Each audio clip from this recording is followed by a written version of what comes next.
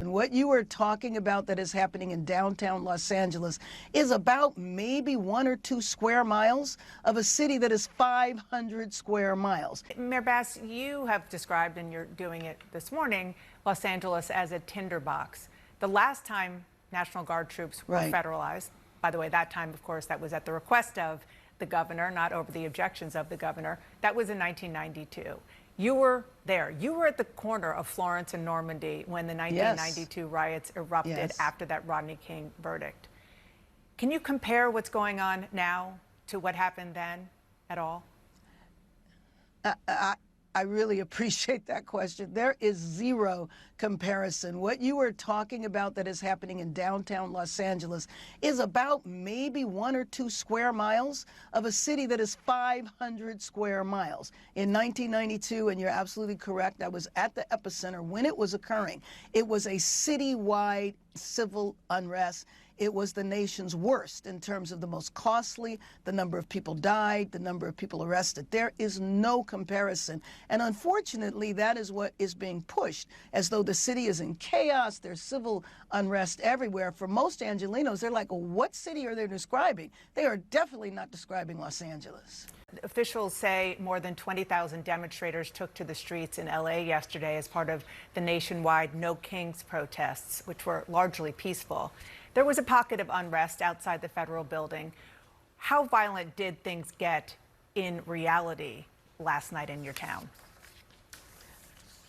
Well, yes, and I appreciate you pointing that out, because this is a small sliver of our town. There were a lot of people out, about 30,000. I will tell you that out of that big crowd, 5 people were arrested. About 30 were given citations, and there were injuries on both sides. Officers were injured, and so were people that were there.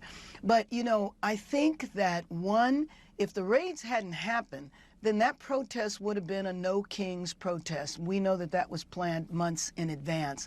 But the disruption and the fear that has been caused by the raids has really had a devastating effect and has been a body blow to our economy. I don't think the president understands that we have entire sectors of our economy that cannot function without immigrant labor. At least one individual was detained on Friday by Marines outside the federal building. Marines also faced off with protesters there yesterday. Based on what you've seen, are the troops being used to conduct law enforcement actions at all? And how long do you expect them to remain in LA?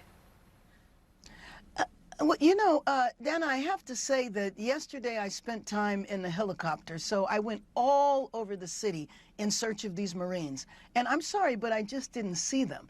What the troops are doing, the federalized National Guard, is protecting the federal building. I think that detention that happened was an isolated incident, and I believe it was outside of the city of Los Angeles. But I do want to dispel the notion that the military is here. We don't want them here. They don't need to be here. Our local law enforcement have complete control of this situation. And I will tell you, the 30,000 people were downtown LA. There were protests in 15 different locations in our city. I flew over each one of them, and they were overwhelmingly peaceful. It's not shocking that at the end of a protest that you're going to have some confrontation. Of course, I wish there was none at all, but I don't think that characterized the day at all.